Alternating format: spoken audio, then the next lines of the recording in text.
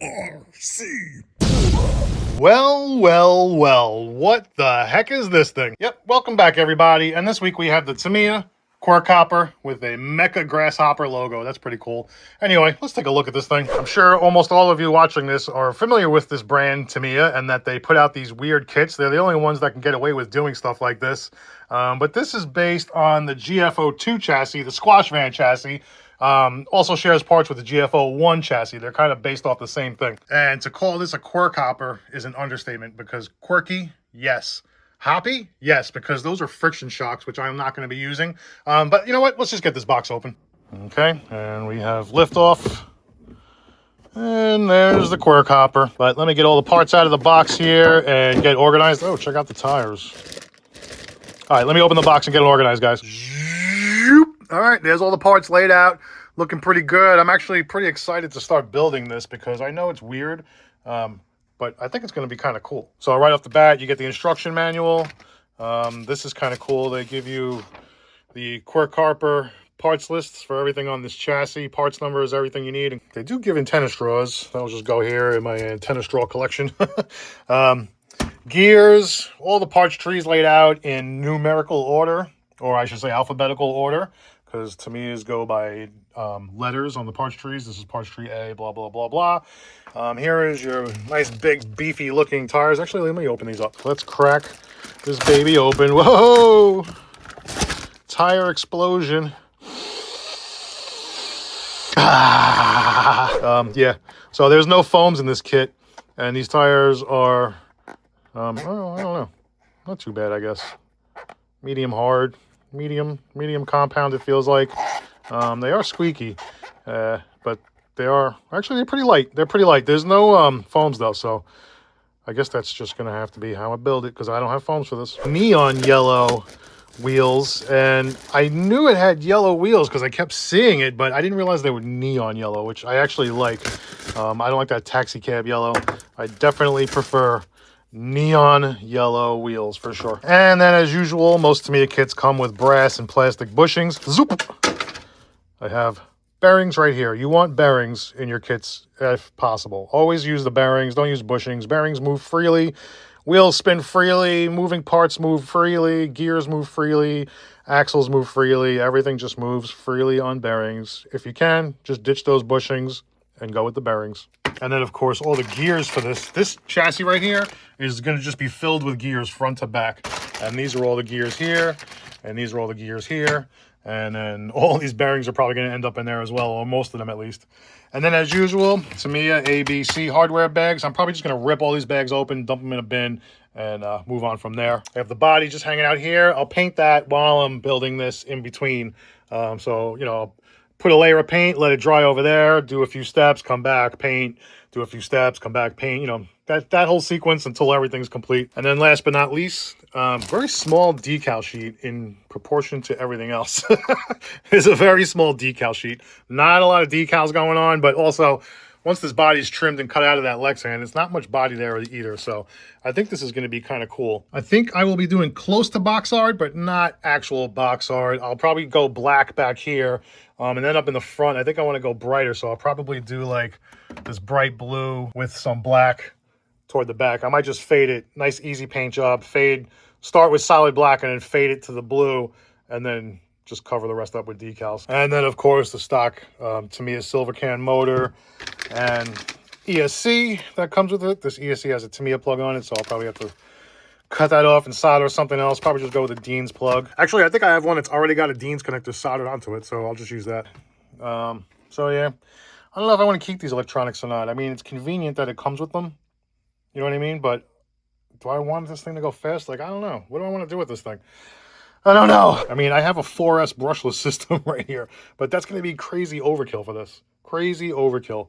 It'll be uncontrollable for about 3 seconds, and then all the gears are going to strip because these are all plastic gears. Yeah, not doing that. I have this Retro Sport 19-turn motor. Maybe that'll be a little bit better than the silver can. A little bit. You know what? I'm just going to build it with the stock electronics so you can see how it is right out of the box. That's what I'm doing. So yeah, that's the QuirkHopper unboxing. Now it's time to do the QuirkHopper building. Let's go. All right, about a page and a half in, and I got all the gears installed, and 2 diffs built. So that's a lot of progress for 2 pages. And there is 22 bearings in here so far. 22 bearings right now. All right, 24 bearings and 10 screws later.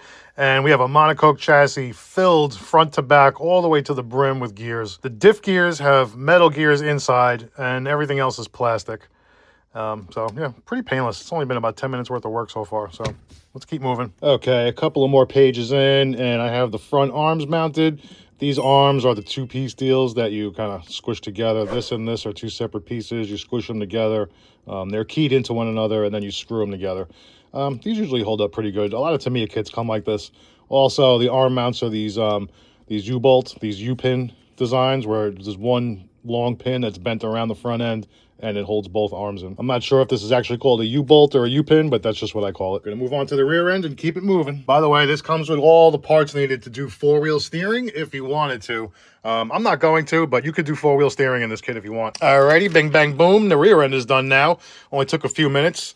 This is a very beginner-friendly kit, guys. I think if this is going to be your first RC, it probably will go together just fine for you.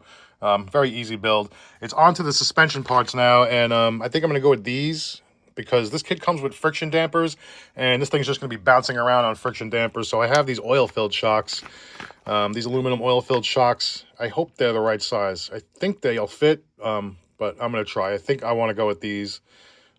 Just because it'll ride better. All right, shocks are mounted. They fit just fine. I put 30-weight shock oil in there.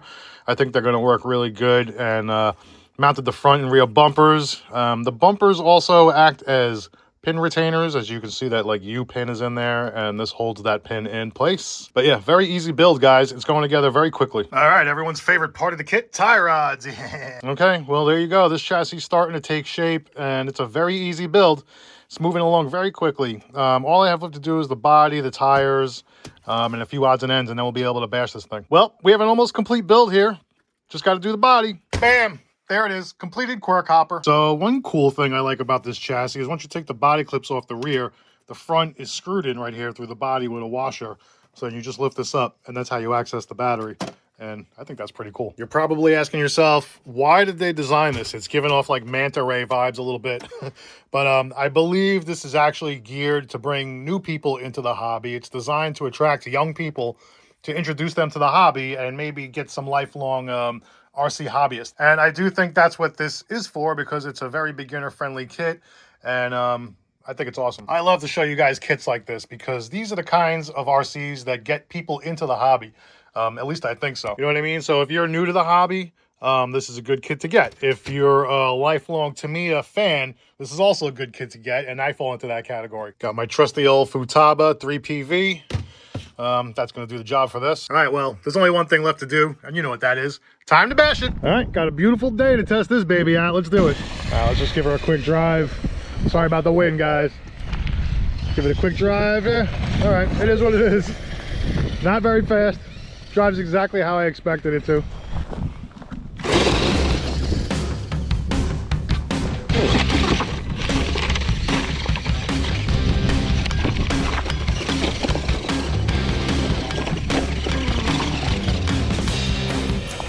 That's definitely hopping.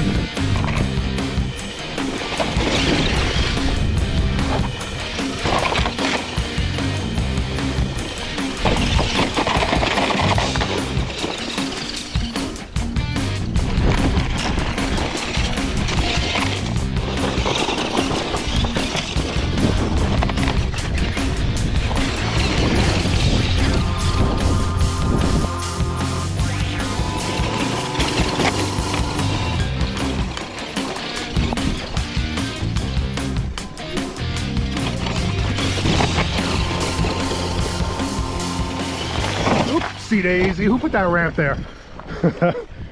Who put that ramp there? Wasn't me.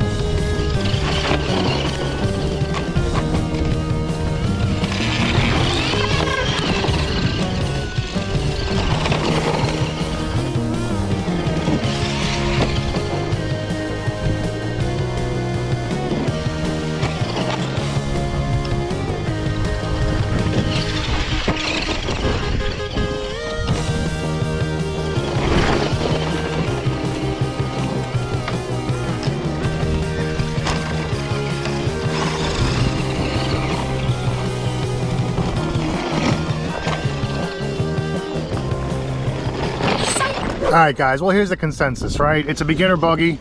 Well, it's a beginner build, I should say. So, you know, it's acting like a beginner's buggy, especially with the speed and the way it handles. You know, it's not really built for dynamic handling. It's not built for big jumps and huge bashing. It's built for a beginner to cut their teeth, you know, get their feet wet in this hobby. And I think that if they did buy this, they probably would like it and buy another one. So I do think this is a great RC to get somebody into the hobby. Having said that, I'm a long-time Tamiya fan. I love to build anything, really, RC. So for me, this was great. I'm happy to have it in my collection. So, you know, if you're a Tamiya fan, or if you're new to the hobby, or if you're just looking for something interesting to do, you can always do, you know, whatever you want to this because it's a kit. You can put more power in it. You can just do whatever you want. All right, guys, I think that was a pretty decent shakedown run of this build. Everything stayed in one piece, and I think I'm pretty happy with this. This kit right here was a gateway for a lot of us. So why not this? Why the heck not the QuirkHopper? All right, well, there it is, the Tamiya QuirkHopper. I hope you enjoyed watching the video as much as I enjoyed building this kit. And don't forget to do all that fun YouTube stuff, you know, liking, subscribing, commenting, sharing, all those things that you like to do on the intranets. I appreciate you guys. Please like and subscribe. See you on the next one. RC.